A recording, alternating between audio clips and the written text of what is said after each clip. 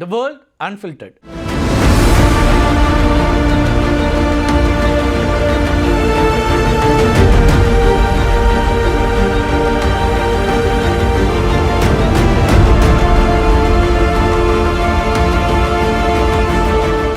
இந்தியாவில் இண்டிகோ விமான பிரச்சனை தீராத தலைவலியாக மாறி இருக்குது. அதை பற்றி தான் இன்றைக்கு டிகோட் பகுதியில் பார்க்க இருக்கிறோம். இண்டிகோ நெருக்கடியினால் உள்நாட்டு விமான பயணிகள் மட்டும் இல்லாமல் சர்வதேச பயணிகளும் பாதிக்கப்பட்டிருக்காங்க.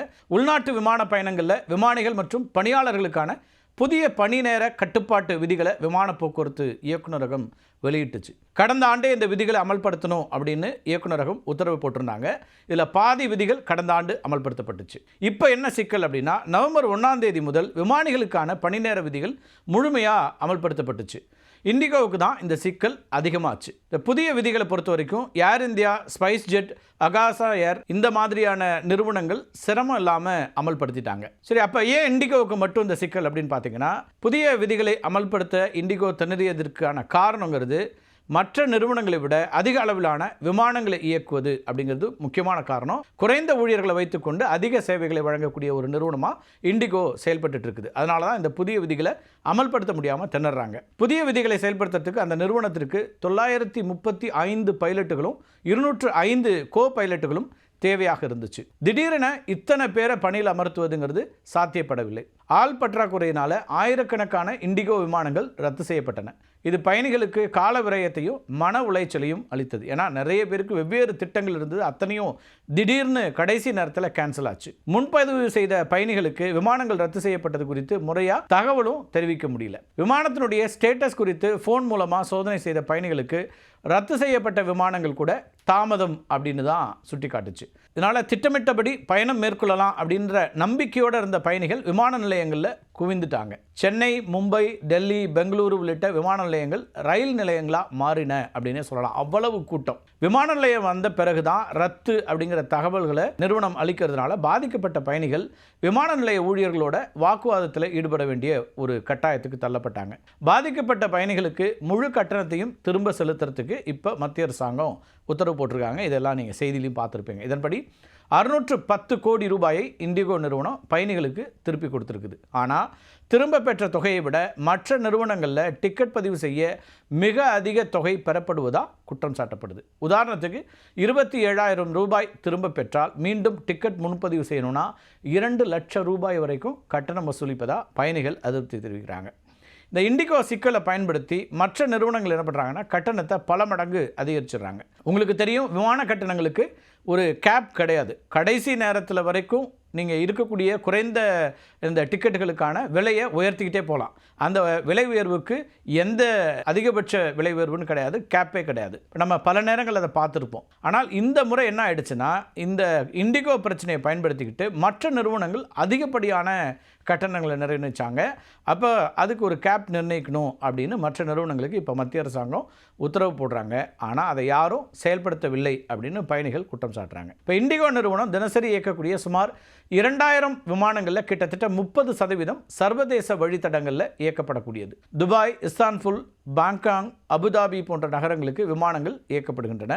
இப்போ பணியாளர்கள் பற்றாக்குறை காரணமாக உள்நாட்டு விமானங்களை ரத்து செய்தது போலவே இண்டிகோ என்ன பண்ணுறாங்கன்னா, தன்னுடைய சர்வதேச விமான சேவைகளையும் கணிசமாக ரத்து செய்ய வேண்டிய ஒரு கட்டாயத்துக்கு தள்ளப்படுறாங்க. இதனால் வெளிநாடுகளுக்கு செல்ல முன்பதிவு செய்த பயணிகள் விமான நிலையங்களில் சிக்கி தவிக்கக்கூடிய சூழலை பார்க்குறோம். இப்போ வெளிநாடுகளை பொறுத்த வரைக்கும் சுற்றுலாவுக்கு செல்வதுங்கிறது ரொம்ப குறைவாக தான் இருக்கும். வேலை சார்ந்து செல்லக்கூடியது, தொழில் சார்ந்து செல்லக்கூடியது தான் நிறைய இருக்கும். அப்போ திட்டமிடப்பட்ட பல பயணங்கள் ரத்து செய்கிறதுங்கிறது பலருக்கும் நெருக்கடியை உண்டாக்குது. இந்த விடுமுறை பயணங்கள் இருக்கு இல்லையா, அதே போல் வணிக பயணங்களுக்காக திட்டமிட்டவர்களாம் பாதிக்கப்பட்டு ஹோட்டல் முன்பதிவுக்கான பணத்தை இழக்கிறாங்க. இப்போ இண்டிகோவை பொறுத்த வரைக்கும் விமான சந்தையில் ஆதிக்கம் செலுத்தக்கூடிய நிறுவனம் அப்படிங்கிறதுனால அதனுடைய விமானங்கள் ரத்தானது போது அதே வழித்தடங்களில் பயணிக்கக்கூடிய சர்வதேச பயணிகள் அது மட்டும் இல்லாமல் அவங்க என்ன பண்ணுறாங்க, மாற்று விமான நிறுவனங்களை நாட வேண்டிய ஒரு கட்டாயம் ஏற்படுது. இதனால் ஏர் இந்தியா, ஸ்பைஸ் ஜெட் அல்லது வெளிநாட்டு விமான நிறுவனங்கள் இருக்கக்கூடிய இருக்கைகளுக்கான தேவை திடீர்னு அதிகரிக்குது. இதன் காரணமாக சர்வதேச விமான கட்டணங்களும் விண்ணை முட்டக்கூடிய அளவுக்கு உயர்ந்திருக்கின்றன. இப்போ இண்டிகோ நிறுவனம் KLM, ஏர் ஃப்ரான்ஸ், பிரிட்டிஷ் ஏர்வேஸ் போன்ற பல சர்வதேச விமான நிறுவனங்களோட கூட்டு சேவை ஒப்பந்தங்களை, அதாவது கோட் ஷேர் அக்ரிமெண்ட்ஸ் வச்சுருக்காங்க. இண்டிகோவின் உள்நாட்டு விமானங்கள் ரத்தானதுனால ஏராளமான பயணிகள் தங்களுடைய கனெக்டிங் இன்டர்நேஷ்னல் ஃப்ளைட்ஸை தவற விட வேண்டிய ஒரு கட்டாயத்துக்கு தள்ளப்பட்டாங்க. இதனால் வெளிநாட்டு விமான நிறுவனங்களின் செயல்பாட்டிலும் குழப்பம் ஏற்பட்டுச்சு. இண்டிகோ நிறுவனம் டெல்லி, மும்பை, பெங்களூரு போன்ற விமான நிலையங்களை அதனுடைய சர்வதேச பயணங்களுக்கான முனையங்களாக பயன்படுத்துது. இப்போ இண்டிகோ விமானங்கள் ரத்து செய்யப்பட்டதுனால இந்த முக்கிய விமான நிலையங்களில் பார்க்கிங் பேஸ், அது மட்டும் இல்லாமல் ஓடு பாதைகளில் நெரிசல் ஏற்படக்கூடிய ஒரு சூழல் ஏற்படுது. அது அந்த விமான நிலையங்களிலிருந்து புறப்படக்கூடிய பிற சர்வதேச விமானங்களுடைய வருகை, அதே போல் புறப்பாடு ரெண்டுலேயுமே சிறிய அளவுக்கான தாமதத்துக்கான வழிவகுக்குது. இப்போ இண்டிகோ நெருக்கடி முக்கியமாக உள்நாட்டு விமானங்களை ரத்து செய்வதன் மூலமாக தொடங்கினாலும் அதனுடைய பெரிய நெட்வொர்க் காரணமாக சர்வதேச வழித்தடங்களில் விமான கட்டணங்களை உயர்த்துவது, பயண திட்டங்களை சீர்குலைப்பது அப்படின்னு சர்வதேச இயக்கத்திலையும் பெரிய தாக்கத்தை உண்டாக்கியிருக்கு. இண்டிகோ தற்போது சந்தித்து வரக்கூடிய நெருக்கடியைப் போலவே ஏற்கனவேவும் சில விஷயங்கள் நடந்திருக்கின்றன. அமெரிக்காவில் தென்மேற்கு ஏர்லைன்ஸில் 2022ஆம் ஆண்டு விடுமுறை காலத்தின் போது சுமார் 16,700 விமானங்கள் ரத்து செய்யப்பட்டன. விமானிகளுடைய பணி நேரம் திட்டமிடுவதற்கான மென்பொருள் அப்போ செயலிழந்துருச்சு. இதனால் ஃபெடரல் ஏவியேஷன் அட்மினிஸ்ட்ரேஷன் வகுத்திருக்கக்கூடிய விமானிகள் ஓய்வு விதிகளை மீறாமல் பணிகளை திட்டமிட முடியல.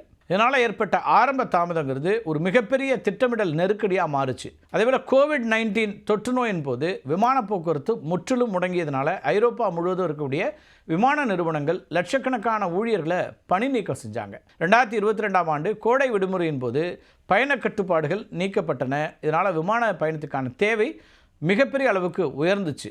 திடீர்னு அதிகரித்த இந்த தேவைகளை சமாளிக்கிறதுக்கு உடனடியாக பணியாளர்களை திரும்ப பெறவோ அல்லது புதியவர்களை பணியமர்த்தவோ முடியாமல் போச்சு இந்த விமான நிறுவனங்களுக்கு. விமானிகள் மட்டும் இல்லை, பாதுகாப்பு ஊழியர்கள், பேக்கேஜ் ஹேண்ட்லர்ஸ், செக்இன் பணியாளர்கள் போன்ற ஊழியர்களுக்கான பற்றாக்குறையும் அப்போ ஏற்பட்டுச்சு. ஊழியர்கள் பற்றாக்குறையால் பணிச்சுமை அதிகரிச்சது. பணிச்சுமையை குறைக்கவும் கோவிட் தொற்றின் போது குறைக்கப்பட்ட ஊதியத்தை மீண்டும் வழங்க கோரிய போராட்டங்கள்லாம் அப்போ வெடிக்க ஆரம்பிச்சது. இதனால் ஜெர்மனியினுடைய லுஃப்தான்சா, பிரிட்டிஷ் ஏர்வேஸ், அதேபோல் ரியானேர், EasyJet உள்ளிட்ட மிகப்பெரிய விமான நிறுவனங்கள்லாம் ஆயிரக்கணக்கான விமானங்களை ரத்து செய்ய வேண்டிய கட்டாயத்துக்கு மாறினாங்க. நெரிசல் மற்றும் குழப்பத்தை தவிர்க்கிறதுக்கு சில முக்கியமான விமான நிலையங்களே பயணிகளோட எண்ணிக்கையை குறைக்கக்கூடிய நடவடிக்கைகளையும் அப்போ மேற்கொண்டிருந்தாங்க.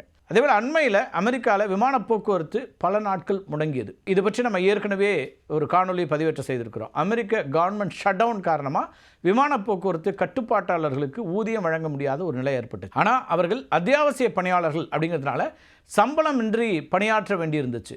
சம்பளம் இல்லாததுனால விமான போக்குவரத்து கட்டுப்பாட்டு ஊழியர்கள் மொத்தமாக விடுப்பில் போனாங்க. இதனால் நூற்றுக்கணக்கான விமானங்கள் ரத்து செய்யப்பட்டு பயணிகள் கடுமையாக பாதிக்கப்பட்ட ஒரு சூழல் ஏற்பட்டுச்சு. இண்டிகோவுடைய தற்போதைய நெருக்கடி அப்படிங்கிறது உலக அளவில் ஊழியர்கள் பற்றாக்குறையால் ஏற்பட்ட பல நெருக்கடிகளோட ஒப்பிடக்கூடிய ஒரு சம்பவமாக மாறி இருக்கு. ஆனால் இண்டிகோவை பொறுத்த வரைக்கும் அதனுடைய ஹை யூட்டிலைசேஷன் மாடல் காரணமாக மற்ற நிறுவனங்களை விட புதிய FDTL விதிகளை சமாளிக்கிறதுல அதிக சிக்கல்களை இந்த நிறுவனம் எதிர்கொள்கிறது. இந்தியாவில் மொத்த உள்நாட்டு விமான போக்குவரத்து சேவையில் 60% இண்டிகோ தான் வச்சுருக்குது. தேசிய அளவில் மிகப்பெரிய ஒரு தாக்கத்தை இதனால் ஏற்படுத்த முடியுது. விமான போக்குவரத்து துறையில் நிலவக்கூடிய ஏகபோக சூழல் இருக்கு இல்லையா, அதுவும் பயணிகள் சந்திக்கக்கூடிய நெருக்கடிக்கு மிக முக்கியமான காரணமாக பார்க்கப்படுது. இந்த மோனோபோலி தொடர்பாக இந்தியாவில் தெளிவான விதிகள் எதுவும் இல்லை. ஒரு நிறுவனம் ஒரு குறிப்பிட்ட வரம்பு வரை மட்டுமே செல்ல முடியும் அப்படிங்கிற வகையில் ஏகபோக ஆதிக்கம் செலுத்துவது தொடர்பாக அரசாங்கம் கடுமையான விதிகளை உருவாக்க வேண்டும் அப்படின்னு பொருளாதார நிபுணர்களாம் இப்போ வலியுறுத்துறாங்க. இந்த மோனோபோலி இருக்கு இல்லையா, ஏகபோக ஆதிக்க நிலையினுடைய மிகப்பெரிய ஆபத்து என்னன்னா, அந்த நிறுவனம் மூடப்பட்டுச்சுன்னா முழு துறையும் சரிந்து விடக்கூடிய ஒரு சூழல் இருக்குது. இந்தியாவுடைய விமான போக்குவரத்து துறை ஆண்டுதோறும் 10லிருந்து 12% வரைக்கும் வளர்ந்து வரக்கூடிய ஒரு துறையாக இருக்குது. இது உலகில் வேகமாக வளர்ந்து வரக்கூடிய விமான சந்தைகளில் ஒன்றாக இந்திய விமான சந்தை பார்க்கப்படுது. இதற்கு ஏற்ப முதலீடுகள் ஈர்க்கப்படுறதில்லை, சந்தையில் போட்டியும் உருவாக்கப்படுறதில்லை. இண்டிகோவால் பயணிகளுக்கு மட்டும் பாதிப்பு இல்லை, அந்த நிறுவனத்திற்குமே பாதிப்பு தான். இண்டிகோ பங்குகளும் கடுமையான சரிவை இப்போ பார்த்துட்டு இருக்குது. 7வது நாளாக இண்டிகோவினுடைய பங்குகள் சரிந்ததுனால சந்தை மதிப்பில் 36,000 கோடி ரூபாயை அந்த நிறுவனம் இழந்திருக்கு. இன்னொரு பக்கம் ஸ்பைஸ்ஜெட் நிறுவனத்தினுடைய பங்குகள் 12% உயர்ந்திருக்கின்றன. இப்போ இந்த மோனோபாலி ஒரு பெரிய சிக்கலாக இருக்குது. இன்றைக்கி மத்திய அரசாங்கம் நினைத்தால் கூட எதுவும் செய்ய முடியாதுங்கிற ஒரு கட்டத்தை நெருங்கியிருக்கு. இந்த சட்டத்திட்டம் புதிதாக இல்லை, கடந்த ஆண்டே அறிமுகப்படுத்தப்பட்டுச்சு. இந்த ஆண்டு நடைமுறைக்கு வரும் என்றால் அதற்கு இந்த நிறுவனம் ஏன் தயாராகவில்லை அப்படிங்கிற கேள்வியும் எழுப்புகிறாங்க. ஆயிரக்கணக்கான பயணிகள் தங்களுடைய பயணத்தை ரத்து செய்ய வேண்டி நெருக்கடிகளை பார்க்குறாங்க. ஒரு பக்கம் தேர்வு எழுத முடியல, இன்னொரு பக்கம் திருமணத்திற்கு போக முடியல, இன்னொரு பக்கம் எமர்ஜென்சி மெடிக்கல் எமர்ஜென்சிக்கு போக முடியல, தொழில் பாதிப்பு, ஏற்கனவே திட்டமிடப்பட்ட சந்திப்புகள் ரத்தாகிறது. இவ்வளவு சிரமங்களை பயணிகள் ஏன் சந்திக்க வேண்டும் அப்படிங்கிற ஒரு கேள்வி இருக்குது. இப்படி ஒரு நெருக்கடிக்கு பயணிகளை ஆளாக்கியதற்கு யார் பொறுப்பு அப்படிங்கிற கேள்வியும் இருக்கிறது. இதற்கு விடை காண வேண்டியது மத்திய அரசாங்கம் அப்படிங்கிற ஒரு இடமும், அதற்கான விரைவாக இப்போ மத்திய அரசாங்கம் தலையிட்டு இருக்கிறது. உச்சநீதிமன்றத்துக்கு கூட ஒரு வழக்கு போனது. உச்சநீதிமன்றம் மத்திய அரசாங்கம் இப்போ வந்து நடவடிக்கைகள் எடுக்கிறாங்க, எனவே நாங்கள் இதில் தலையிட வேண்டிய அவசியம் இல்லை அப்படின்னு கருத்தை சொல்லியிருக்காங்க. ஆனால் இதில் மோனோபோலி அப்படிங்கிறத உடைக்க வேண்டிய தேவை இருக்கிறது. வரும் காலங்களில் இன்னும் போக்குவரத்து அதிகமாகும், விமானத்தை பயன்படுத்தக்கூடியவருடைய எண்ணிக்கை கூடும். ஆண்டுதோறும் 10% ஒரு கூடுதல் வேலைவாய்ப்பை அல்லது கூடுதலாக ஒரு துறை வளரக்கூடிய ஒரு துறை என்றால் அதில் இன்னும் கூடுதல் கவனம் தேவை அப்படிங்கிறது தான் இதிலிருந்து வரக்கூடிய செய்தியாக இருக்கிறது. மீண்டும் ஒரு காணொலியில் சந்திக்கலாம் நண்பர்களே. நன்றி, வணக்கம்.